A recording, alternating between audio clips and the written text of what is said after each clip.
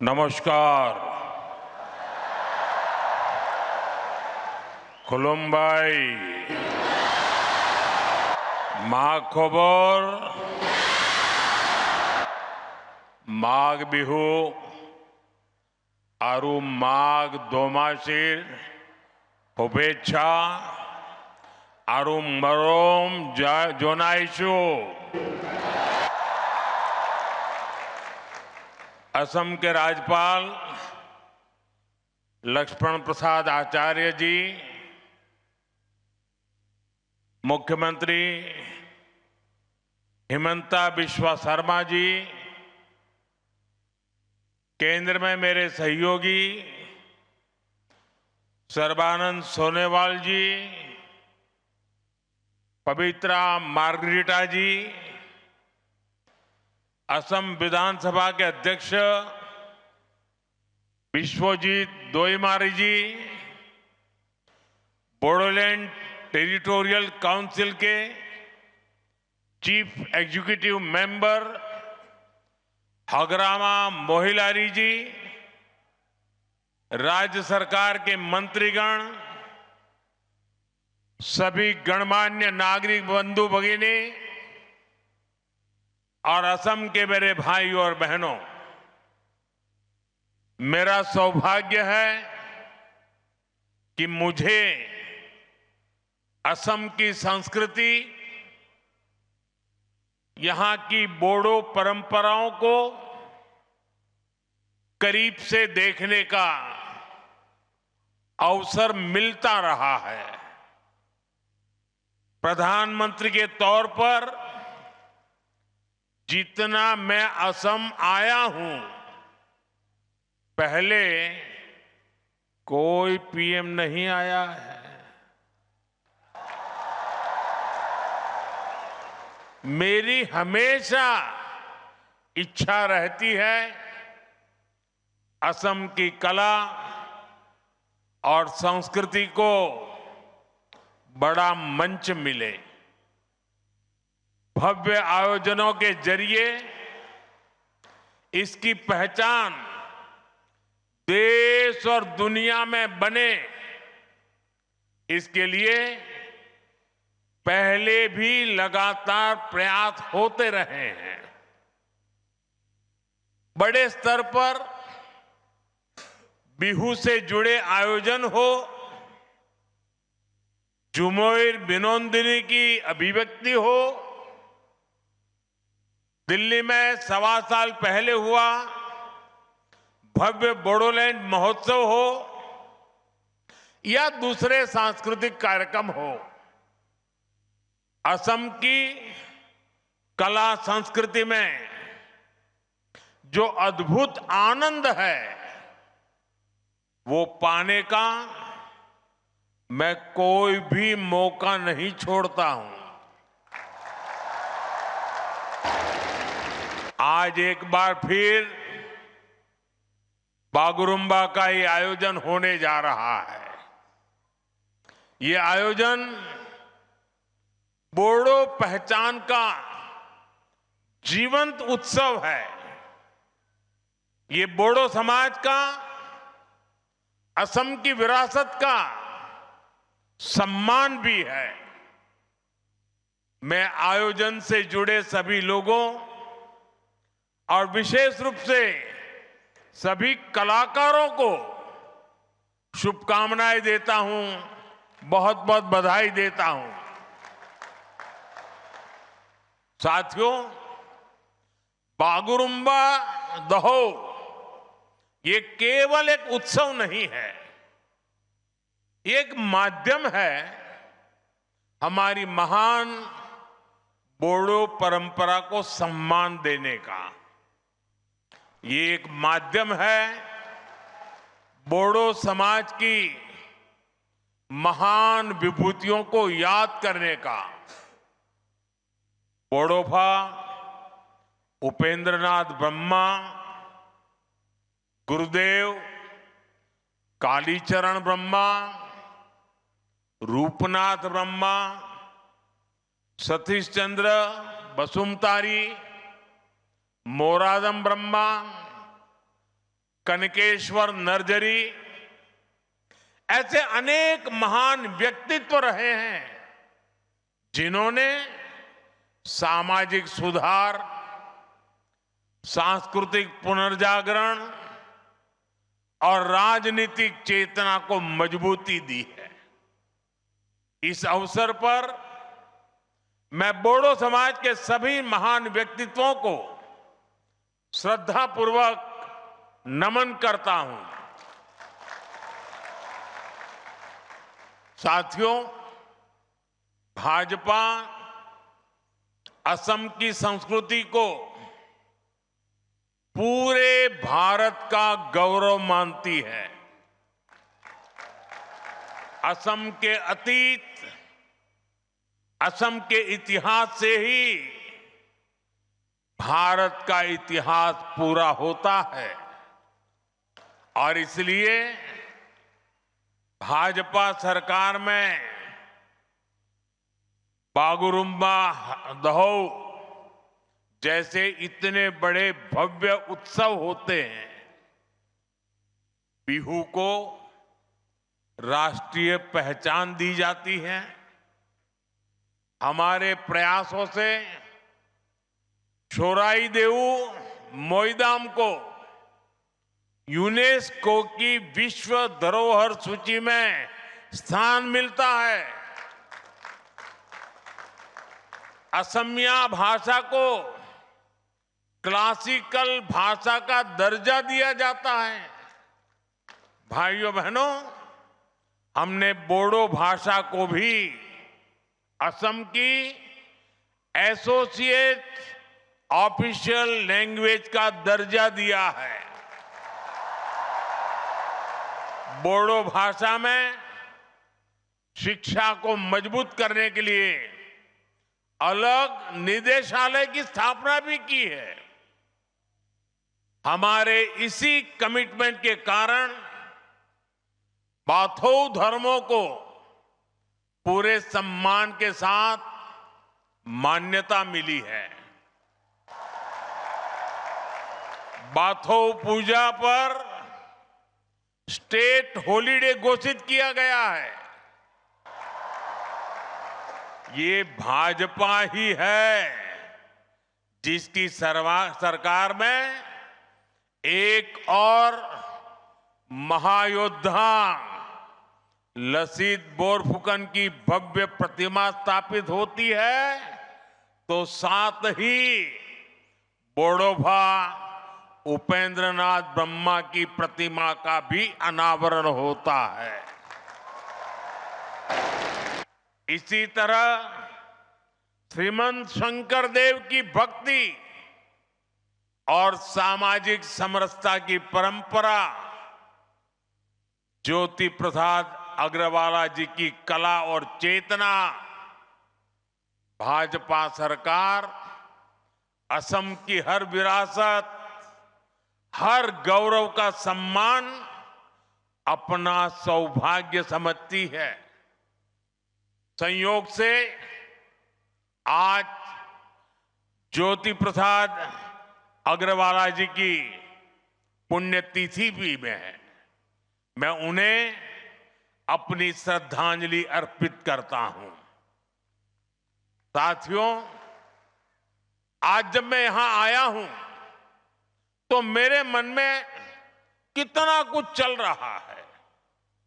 मैं ये सोचकर भावुक भी हो रहा हूं कि मेरा असम कितना आगे बढ़ रहा है।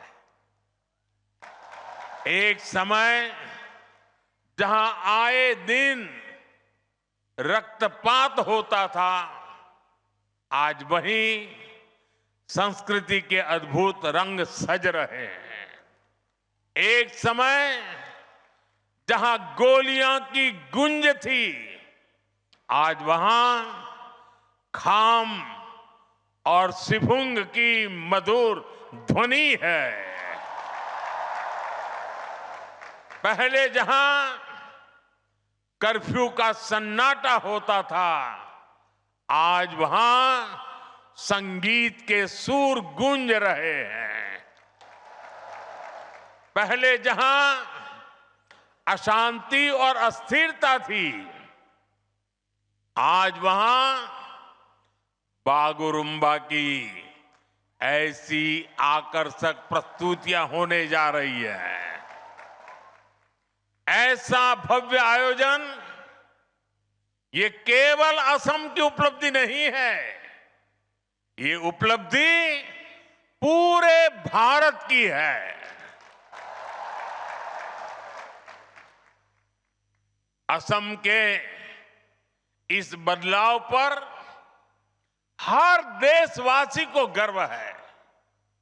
साथियों, मुझे संतोष है कि मेरे असमिया लोगों ने, मेरे बोडो भाई बहनों ने इसके लिए मुझ पर भरोसा जताया।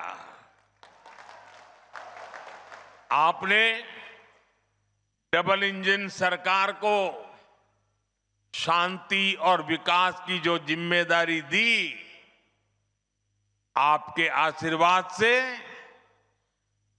हमने उसे पूरा करके दिखाया। 2020 के बोडो शांति समझौते ने वर्षों से चले आ रहे संघर्ष पर विराम लगाया। इस समझौते के बाद भरोसा लौटा और हजारों युवाओं ने हिंसा का रास्ता छोड़कर मुख्य धारा को अपना लिया। समझौते के बाद बोडो क्षेत्र में शिक्षा और विकास के नए अवसर तैयार हुए। शांति केवल कानून व्यवस्था तक सीमित नहीं रही, बल्कि रोजमर्रा के जीवन का हिस्सा बनी। और इसमें आपके प्रयासों की सबसे बड़ी भूमिका रही। साथियों, असम की शांति, असम का विकास और असम का गौरव, इन सब के केंद्र में अगर कोई है तो वो असम का युवा है। असम के युवाओं ने शांति स्थापना के लिए जो राह चुनी है, उसे मैं और हमें सबने उज्जवल भविष्य तक लेकर जाना है। शांति समझौते के बाद से ही हमारी सरकार बोडोलैंड के विकास के लिए लगातार काम कर रही है। सरकार ने पुनर्वास की प्रक्रिया तेज गति से आगे बढ़ाई है। हजारों युवाओं को करोड़ों रुपए की आर्थिक सहायता दी गई ताकि वो एक नई शुरुआत कर सके। साथियों, भाजपा सरकार के प्रयासों का नतीजा आज हम सभी के सामने है। मेरे प्रतिभाशाली बोडो युवा आज असम के सांस्कृतिक दूत बन रहे हैं। खेल के क्षेत्र में भी बोडो समाज के बेटे बेटियां नाम रोशन कर रहे हैं। वो आज नए विश्वास के साथ खुलकर नए सपने देख रहे हैं, अपने सपनों को पूरा कर रहे हैं और असम के विकास को भी गति दे रहे हैं। साथियों, जब हम असम की कला, संस्कृति और पहचान का सम्मान करते हैं तो कुछ लोग ऐसे भी हैं जिन्हें तकलीफ हो जाती है। आप सब जानते हैं, असम का सम्मान किस पार्टी के लोगों को अच्छा नहीं लगता? जवाब एक ही है, कांग्रेस पार्टी। वो कौन सी पार्टी है जिसने भूपेन हजारिका जी को भारत रत्न देने का विरोध किया था? कांग्रेस पार्टी। असम में सेमी कंडक्टर यूनिट का विरोध किस पार्टी ने किया था? खुद कांग्रेस की कर्नाटका सरकार के एक मंत्री ने, जो कांग्रेस के राष्ट्रीय अध्यक्ष के बेटे भी हैं, उन्होंने सेमी कंडक्टर यूनिट का आसाम में क्यों लग रही है, इसका विरोध किया। साथियों, आज भी मैं जब असम की संस्कृति से जुड़ी कोई चीज पहनता हूं, अगर गमोछा अगर मेरे साथ होता है, तो कौन सी पार्टी असम का मजाक उड़ाती है? कांग्रेस पार्टी। भाइयों बहनों, असम और बोडोलैंड क्षेत्र इतने दशकों तक मुख्य धारा से कटा रहा। इसकी जिम्मेदार केवल और केवल कांग्रेस ही है। कांग्रेस ने अपने सियासी फायदे के लिए असम में अस्थिरता पैदा की। कांग्रेस ने असम को हिंसा की आग में धकेला। आजादी के बाद असम के सामने भी चुनौतियां थी, लेकिन कांग्रेस ने क्या किया?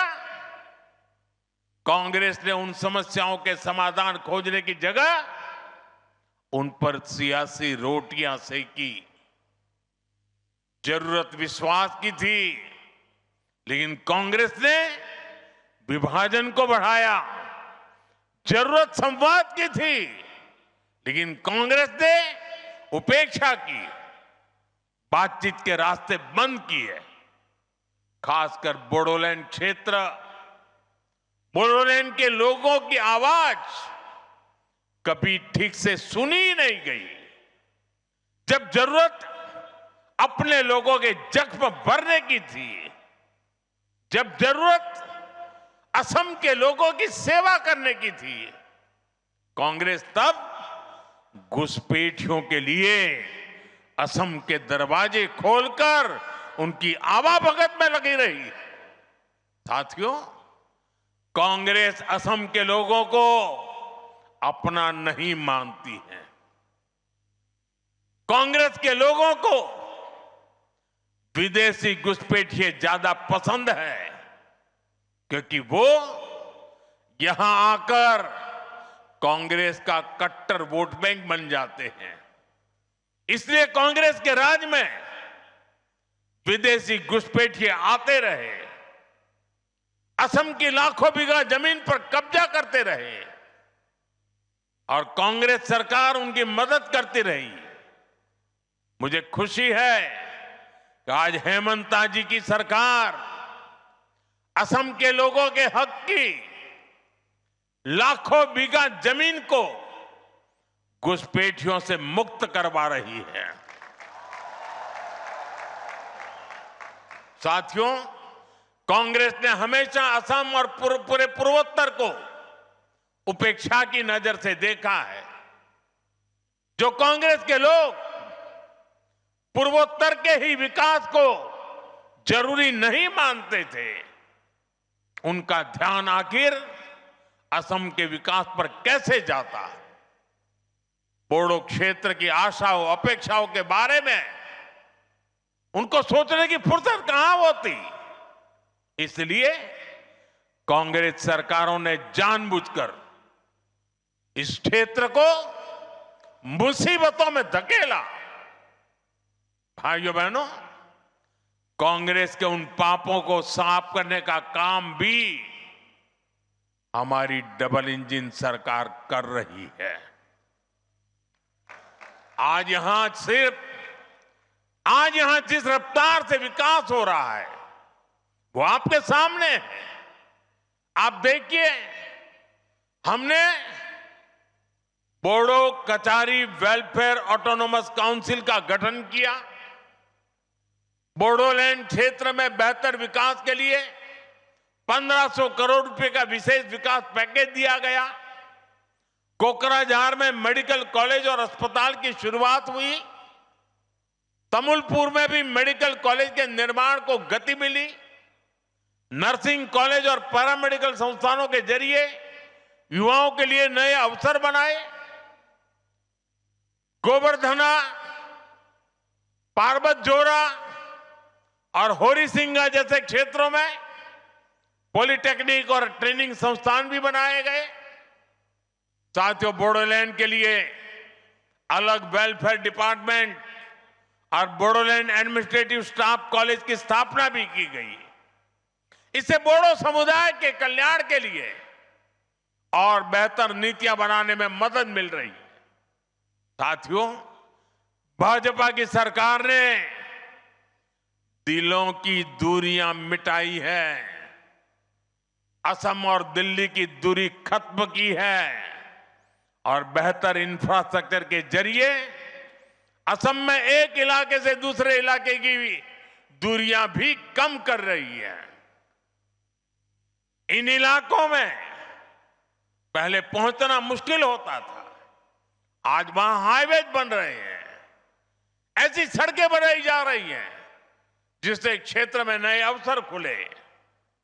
कोकराझार को भूटान सीमा से जोड़ने वाली बिशपुरी सरालपारा सड़क परियोजना के लिए करोड़ों रुपए की व्यवस्था की गई है।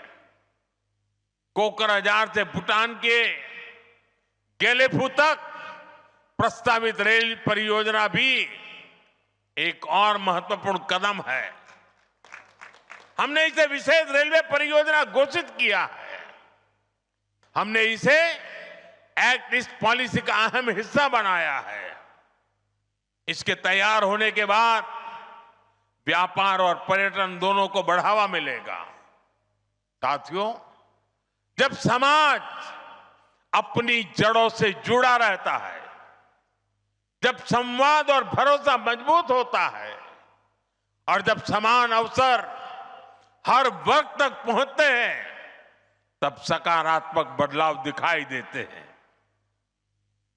असम और बोडोलैंड की यात्रा उसी दिशा में आगे बढ़ रही है।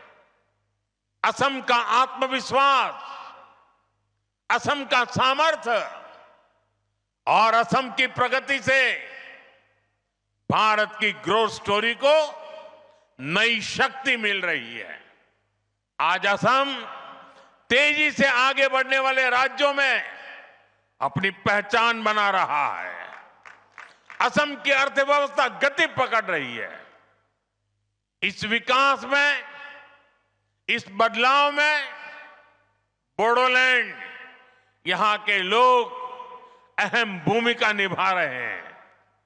मैं एक बार फिर आज के आयोजन के लिए आप सभी को बहुत बहुत शुभकामनाएं देता हूं। बहुत बहुत धन्यवाद।